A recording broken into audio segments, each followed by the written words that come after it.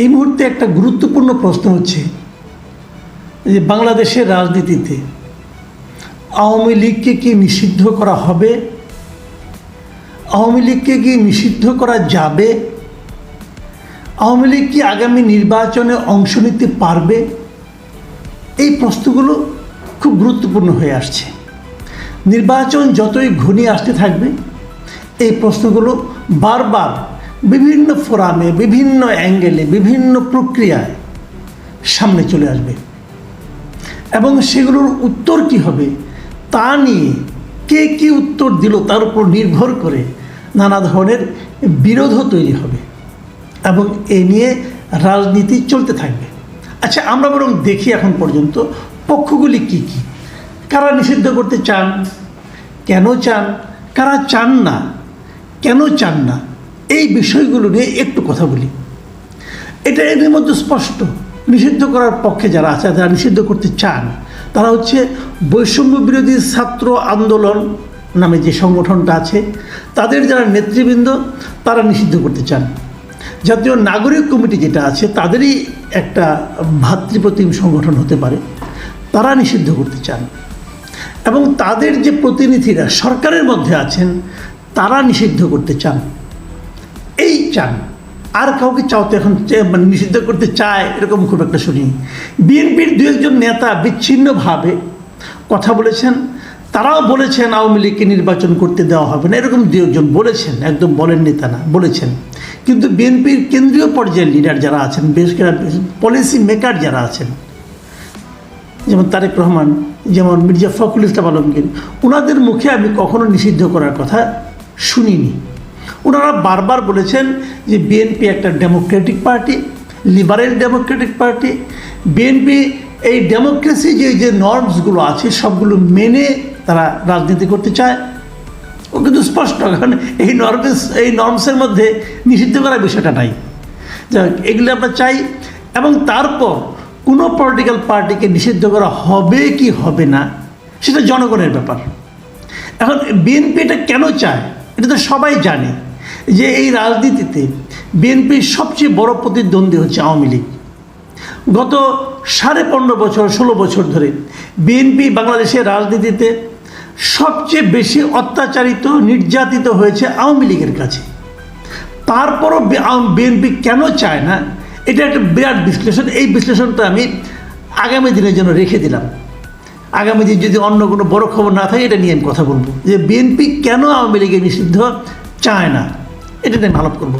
এখন আমি বরং এই প্রসঙ্গে আসি যে কে কে চায়। জামাত মাঝে মাঝে চায়, মাঝে মাঝে চায় না। আমি যদি হিসাব করি তাহলে 40% সময় তারা চায় না, বলে এটা আমার কিছু করার নাই, যা হবার হবে। আবার 60% ক্ষেত্রে তারা বলে, তাদের নেতারা বলেন যে আমরা এটা নিষিদ্ধ চাই। আর সরকারের আগেই বললাম যে উপদেষ্টাদের মধ্যে মানে 3 জন উপদেষ্টাকে বলতেই শোনা গেছে তারা আওয়ামী লীগকে নিষিদ্ধ করতে চায়, আওয়ামী লীগ নির্বাচনে অংশ নিতে পারবে না, এই নিয়ে তারা হুঙ্কারও দিয়েছেন। সর্বশেষ দেখলাম সপ্তাহখানেক আগে বিএসএসের কাছে একটা ইন্টারভিউয়ে আসিফ মাহমুদ সজীব ভুঁইয়া স্পষ্ট বলেছেন যে আওয়ামী লীগকে নিষিদ্ধ করার জন্য নানা প্রক্রিয়া সরকার শুরু করে দিয়েছে। এটা কীভাবে শুরু করলো আমি জানি না, কারণ এর আগে কয়েক মাস আগে আমরা প্রফেসর ইউনূসকে শুনেছি, উনি বলেছেন, বিভিন্ন ফোরামে বলেছেন, বিভিন্ন পত্রিকাকে বলেছেন, বিভিন্ন মিডিয়াকে বলেছেন যে কোনো রাজনৈতিক দলকে নিষিদ্ধ করার কোনো ইচ্ছা তাদের নাই। এটা বলেছেন উনি। হিন্দু ইন্ডিয়ার যে বিখ্যাত পত্রিকা দ্য হিন্দু, সেখানে উনি বলেছেন যে ওনারা কোনো রাজনৈতিক দলকে নিষিদ্ধ করতে চান না। আবার বিদেশি যারা আছে, যেমন ধরেন বিভিন্ন দেশের দূতাবাসে যারা নাকি কর্মকর্তা আছেন, তারা যতবার বাংলাদেশে বিভিন্ন ফোরামে কথা বলেছেন অথবা পররাষ্ট্র মন্ত্রণালয়ে গেছেন, যে সেখানকার যারা পররাষ্ট্র মন্ত্রণালয়ে যারা পররাষ্ট্র উপদেষ্টা আছেন তাদের সঙ্গে কথা বলেছেন, সেখান থেকে বের হয়ে যখন সাংবাদিকে তাকে জিজ্ঞাসা করেছে আওয়ামী লীগের নিষিদ্ধ করার সম্পর্কে, তারা কিন্তু স্পষ্ট বলেছেন যে আমরা চাই না নিষিদ্ধ, আমরা চাই যে সকল দল নির্বাচনে অংশ নিক এবং সকল দল অংশ নিয়ে একটা শান্তিপূর্ণভাবে একটা ইলেকশন হোক, এটা তারা বলেছেন। এটা বেশ কয়েকজনই বলেছেন। যুক্তরাষ্ট্রের যে মার্কিন পররাষ্ট্র দপ্তর তাদেরকেও প্রশ্ন করা হয়েছে, তারাও একই কথা বলেছেন যে সবাই অংশ নিক। তারপরে যারা হয়, এবং সবাই যেন নির্বাচনে অংশ নেওয়ার সময় নির্বাচনী প্রচারণায় সমান সুযোগ পান, তারা এমন কথাও বলেছেন। তাহলে এই গ্রুপটা কেন তার নিষিদ্ধ চাচ্ছে এবং শেষ পর্যন্ত তারা নিষিদ্ধ করতে পারবে কি না? দেখুন, গতকাল আপনাদের মনে আছে যে ওই গাজীপুরের ঘটনায় বৈষম্যবিরোধী ছাত্র আন্দোলনে একজন মারা গেল, ওই আকমা মোজাম্মেল হকের বাড়িতে যে মারামারির ঘটনা, সেখানে আবুল কাশেম নামে একজন লোক, মানে তিনি বৈষম্যবিরোধী ছাত্র আন্দোলনের মানে আপনার মেম্বার ছিলেন, তিনি মারা যান। মারা যাওয়ার পর ওনার বুধবার দিন রাতে ওনাকে নিয়ে, ওনার কফিনটা নিয়ে মিছিল হয়, শহীদ মিনার থেকে শাহবাগ পর্যন্ত সেই মিছিলটা আসে। সেখানে তার জানাজা হয় এবং জানাজা হওয়ার আগ মুহূর্তে সেখানে দাঁড়িয়ে কিন্তু এই বৈষম্যবিরোধী ছাত্র আন্দোলন এবং জাতীয় নাগরিক কমিটির নেতারা বক্তব্য দেন, এবং সেখানে বক্তব্য দেন হাসনাত আবদুল্লাহ, তারপরে নাগরিক কমিটির আখতার হোসেন, আবার ছাত্র আন্দোলনের আরিফ সোহেল, তারা বক্তব্য দেন এবং তারা সবাই বলেন যে তারা আওয়ামী লীগকে নিষিদ্ধ করেই ছাড়বেন। তাদের বক্তব্য হলো শেখ হাসিনা পালিয়ে গেছে, কিন্তু আওয়ামী লীগের দুর্বৃত্তরা দেশে রয়ে গেছে, তারা নানা ধরনের অন্যায় করছে, মানুষকে টর্চার করছে, এগুলো করছে। এবং তারই প্রমাণ হলো এই ছেলের মৃত্যু, আবুল কাশেমের মৃত্যু। অতএব আওয়ামী লীগকে নিষিদ্ধ করতে হবে। এবং এর বাইরেও বিভিন্ন জায়গায় আমি কয়েকটা দল, যেমন এবি পার্টির লিডারদেরকে আমি বলতে শুনেছি, ওনারাও কিন্তু নিষিদ্ধ চান। তো শেষ পর্যন্ত কি হবে? আমি সর্বশেষ আরেকটা ঘটনা বলি। কালকে জাতিসংঘের পক্ষ থেকে যে তদন্ত প্রতিবেদনটা দেওয়া হয়েছে, অনুসন্ধান প্রতিবেদন দেওয়া হয়েছে, সেখানে তারা কিন্তু স্পষ্ট করে অনেক কথা বলেছে।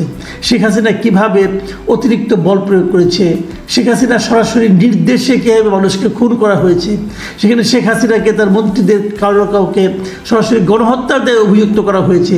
ডিটেল ঘটনা কিন্তু সেখানে আছে এবং সেখানে কিন্তু সুপারিশ তারা করেছে, এবং সুপারিশে তারা কোনো দলকে, কোনো আপনার সরকারের প্রতিষ্ঠানকে নিষিদ্ধ করতে বলেছে, এমনও হয়েছে। কোনোগুলিকে কীভাবে জবাবদিহিতার আওতায় আনা যায় সে কথাগুলো তারা বলেছে। কিন্তু পাশাপাশি আরেকটা কথা তারা বলেছে, সেটা কি বলেছে? তারা কোনো রাজনৈতিক দলকে নিষিদ্ধ করার থেকে বিরত থাকতে বলেছে। দেখুন, এই ছাত্রদের দাবির সম্পূর্ণ বিপরীত কথা কিন্তু। এবং সেখানে কী বলা হয়েছে, আমি আপনাদের কোট আনকোট পড়ে শোনাচ্ছি। বলা হয়েছে, রাজনৈতিক দলকে নিষিদ্ধ করা হলে সত্যিকার বহুদলীয় গণতন্ত্রে ফেরার পথ রুদ্ধ হবে। পাশাপাশি বাংলাদেশের বিপুল সংখ্যক ভোটারকে ভোটাধিকার চর্চা থেকে বঞ্চিত করা হবে। দেখুন, এই কথাটা কিন্তু আমি শুরু থেকে অনেকবার বলেছি। আমি বলেছি যে বাংলাদেশে আওয়ামী লীগ যখন আওয়ামী লীগের অনেক সমর্থক আছে এই দেশে, যারা আওয়ামী লীগকে ভোট দেয়, তারা হয়তো আওয়ামী লীগের যারা লুটপাট করে তাদের মতো লুটপাটে জড়িত না, তারা নির্প্রান্তিক পর্যায়ের লোক, সাধারণ কৃষক, তারাও নৌকা মার্কা ভোট দেয়। কিন্তু শেখ হাসিনার অপরাধের জন্য ওই কৃষককে আপনি দায়ী করতে পারেন না, ওই কৃষককে আপনি তার অধিকার থেকে বঞ্চিত করতে পারেন না। বলেছে বহুবার, বলাতে অনেকে আমাকে আওয়ামী লীগের দালাল বলেছে। সরাসরি বলতে পারে না, কারণ একটু চক্ষুলজ্জাও তো আছে।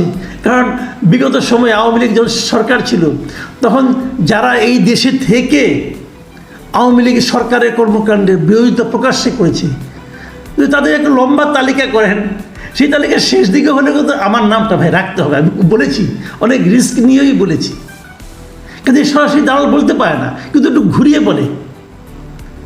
বলে কি যে তুমি তো আওয়ামী লীগের গোপন দালাল ছিলা বলে। কিন্তু এখন তো এই কথাটা জাতিসংঘের প্রতিবেদনে আসলো, জাতিসংঘের যারা তদন্তকারী দল ছিল তারা বলছে, তারাও কি আওয়ামী লীগের দালাল? এই কথাটা বলেন, তারাও কি আওয়ামী লীগের দালাল? তারা যে চিন্তা থেকে কথাটা বলেছে, সেই একই চিন্তা আমার মধ্যেও আছে। আমি ওই একইভাবে চিন্তা করি যে গণতন্ত্রের মূল বক্তব্য হলো সকলকে তার বক্তব্য নিয়ে জনসাধারণের সামনে আসতে দেওয়া। জনগণ সিদ্ধান্ত নেবে তারা কাকে গ্রহণ করবে, কাকে বর্জন করবে। বাংলাদেশে অনেক রাজনৈতিক দল হারিয়ে গেছে, অনেক দল, বড় বড় দল ছিল, হারিয়ে গেছে, খুঁজে পাবেন না। কেন পাবেন না? জনগণ প্রত্যাখ্যান করেছে। অনেক আছে এখনও, আমি বলি যে এই দেশে মুজাফফর নেপ নামে একটা দল ছিল, অথবা ভাসানী নেপ নামে একটা দল ছিল, অনেকে আজকালকার জগতের ছেলেমেয়েরা হয়তো চিনবেনও না। এটা কোন দল ভাই?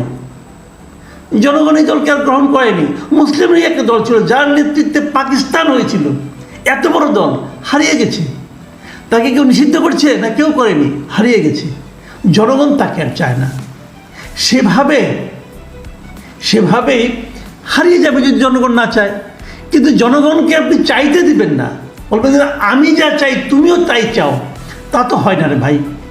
এই যে বিষয়টা জনগণকে বলা যে তুমি তোমার মতো চাইতে পারবে না, আমি যা চাইবো তুমি সেটা চাইবা, যেটা নাকি গত 1 জানুয়ারি 2024-এর 7ই জানুয়ারির যে নির্বাচনটা হয়েছিল, আওয়ামী লীগ কী করেছিল? আমরা বলেছিলাম যে আমি আর দামি নির্বাচন হচ্ছে।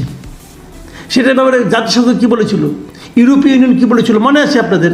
বলেছিল যে ভোটারদের জন্য ভোট দেওয়ার জন্য পর্যাপ্ত সংখ্যক বিকল্প ছিল না।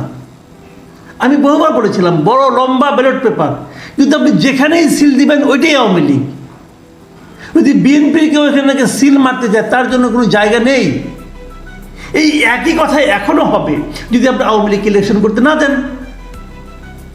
তো তাহলে এদের যে বক্তব্যটা, এই বক্তব্যটা কিন্তু এই কথাটাই বলছি যে যদি এটা মানে কেবলমাত্র বহুদলীয় গণতন্ত্র ফেরার পথ রুদ্ধ হবে না, সেই সঙ্গে কী হবে, বাংলাদেশের বিপুল সংখ্যক ভোটারকে ভোটাধিকার চর্চা করা থেকে বঞ্চিত করা হবে। এবং তারা আরও একটা কথা বলেছেন, এই জাতিসংঘের দল, তারা বলেছেন যে ভোটের আগে সব রাজনৈতিক দল যেন সমান প্রচারণার সুযোগ পায়, একই সঙ্গে নির্বাচনী প্রতিষ্ঠানগুলো যেন রাজনৈতিক প্রভাব মুক্ত হয়ে কাজ করতে পারে সেই বিষয়েও নিশ্চিত করতে হবে। সকলকে সমান সুযোগ দিবেন? আওয়ামী লীগকে সমান সুযোগ দিতে পারবেন?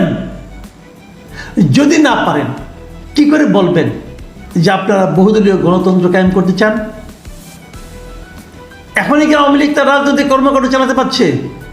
একটা লিফলেট বিতরণ করলে তাকে আপনারা অ্যারেস্ট করে ফেলান, এবং এটা আবার সরকারি একজন কর্মচারী, যিনি নাকি প্রধান উপদেষ্টার প্রেস সেক্রেটারি, তিনি বলেন যে লিফলেট বিতরণ করতে দেওয়া হবে না।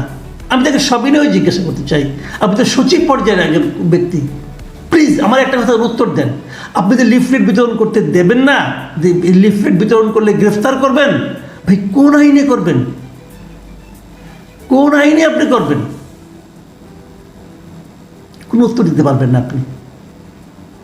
বাংলাদেশে কোনো আইন এরকম নেই যে একটা বৈধ রাজনৈতিক দল লিফলেট বিতরণ করলে তাকে অ্যারেস্ট করা যায়। গায়ের জোরে করবেন। গায়ের জোরকে আর যাই বলে, গণতন্ত্র বলে না।